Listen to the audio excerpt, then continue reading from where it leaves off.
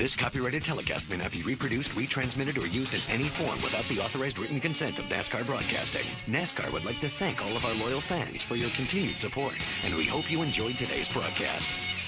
Talking about if we get a caution from 0 to 15 laps into a run, teams are talking about the two-tire scenario, but they've got to be very careful. Trouble. Trouble. Back straight away. One car sliding toward the wall and stops short. Boris said the 60 car had to race his way in. Nothing. In the grass in the back straightaway. You all right, boys? Caution will wave. The track really flattens out as you come down out of the banking. Watch the number 60, bottom of your screen. On the bottom. Wow. It just looked like that car had that four-wheel drift up off the corner onto the backstretch. It's almost what happened to Michael in the qualifying race when he got into Dale Jr. We're under the second caution of the day at Daytona. Problem on Kyle Petty's car, which we'll show you in a moment. Right now, pit stops are the order of the day. Here is Kyle, the damage to Kyle's car. Tony Stewart has just stalled his car on pit road. There's an accident directly in front of him. The 7 car sideways in front of him as well. Stewart finally out of his pit. Matt. And then this. That's serious right there. That's that right front fender that he had problems with in the qualifying race. And the butt shootout, I'm sorry, that he had to get fixed before he could run very well. And it Uh-oh. There goes Tony. Oh, my goodness.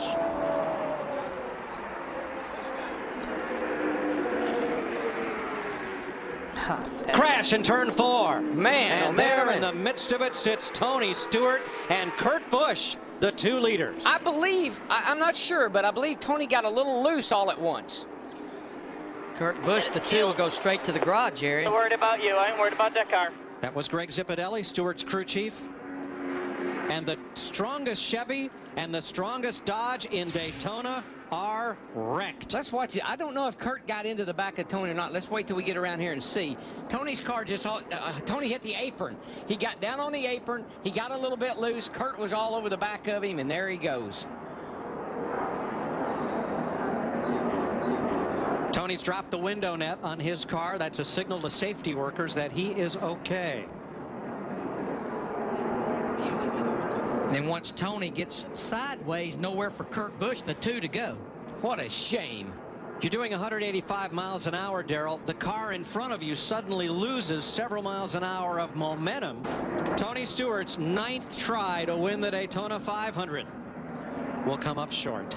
Yeah, he shuffled the Mark out, got a nose under him. Mark gave him some room, and there they go. There's Jimmy Johnson, the 48 car. Here we go. Tony Raines with him, Denny Hamlin. That was inevitable. It had to happen. You can't be this late in the race and be bunched up like that and not have trouble. Holy cow, did you see that shot?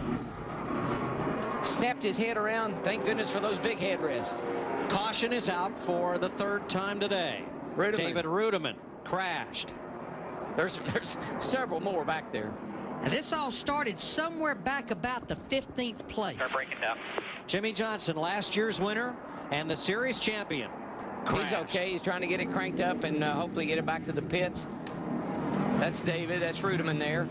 In the 00, there's Tony Raines in the DLP car, 96.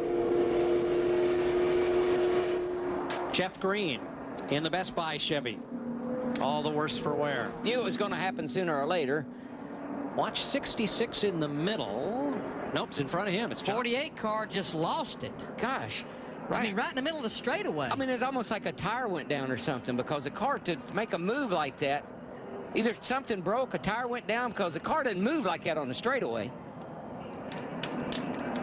11 car going by there, Denny Hamlin. He got damage, as we saw. Box.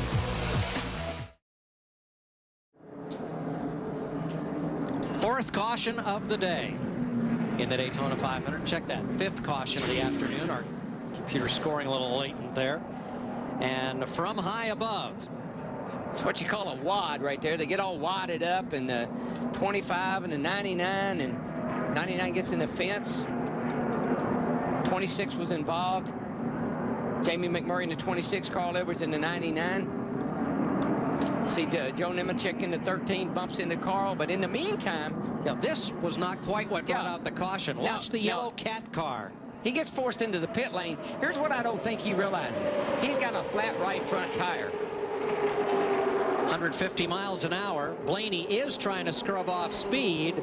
And just nowhere for Ken Schrader, the 21 car, to go. Or Boyer in the 07 car. But he's going to lift now. There's just 4.5 laps to go in the Daytona 500. What do you think? Oh, there's a car in trouble. Jamie McMurray, the 26 car, bounces off the outside wall. And around they go. Ricky Rudd, the 88 car. Caution will be out. Dale Earnhardt Jr. And remember, when the caution comes out, at the moment of caution, the field is frozen. What do we got? 5 laps to go, before to go this time. It looks like we may get a green-white checker here. McMurray is done. Rudd and Earnhardt trying to make it back to the pits. Boy, Junior's car is crunched. Test angle of how this unfolded. Now watch McMurray on the left of your screen in the high groove, the purple car.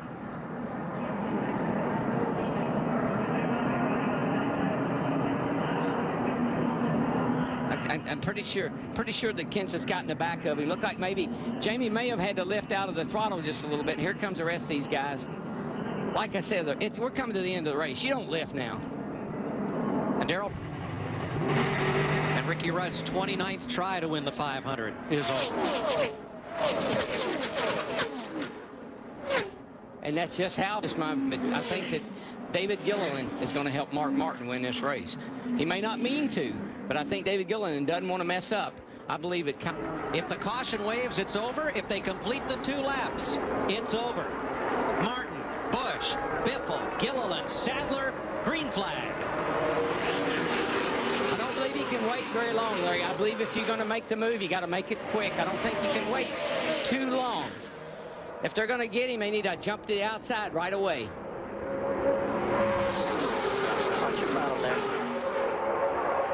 You know he's not going to give up the bottom, so you got to go to the outside.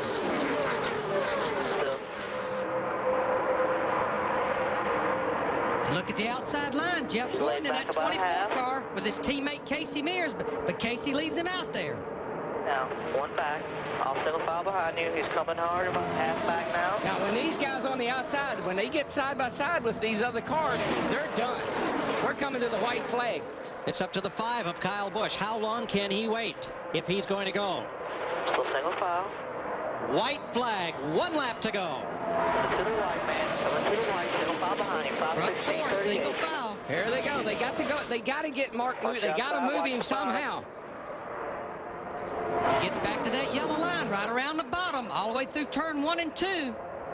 Mark Martin is driving the race of his life, and there's nobody that's better at holding people off at Daytona. And Kyle Busch lagged back a little bit. Is he going to get help? Is he going to come? He's looking. Back behind you.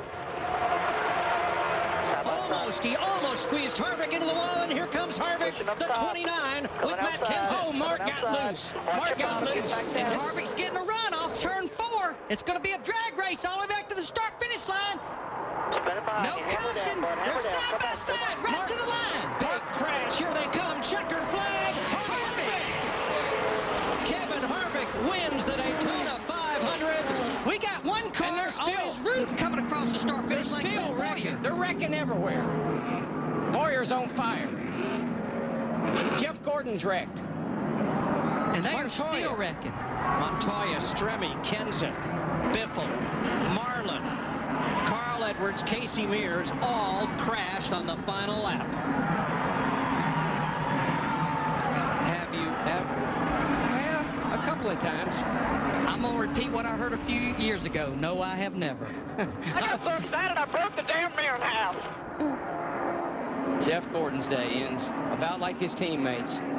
Clint Boyer came across the start-finish line on his roof. I've seen fire and I've seen rain. This. David Stremme's climbed out. He is okay. Sterling Marlin. Watch the 07. It'll come in here from the right in the bottom lane. Clint Boyer gets slid sideways. Whammo.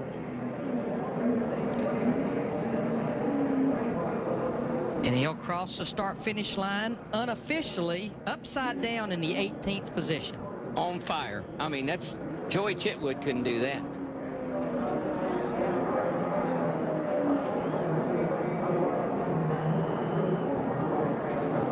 Boyer making a hasty exit through a small window opening. That's one of the things that's going to be addressed by the car of tomorrow.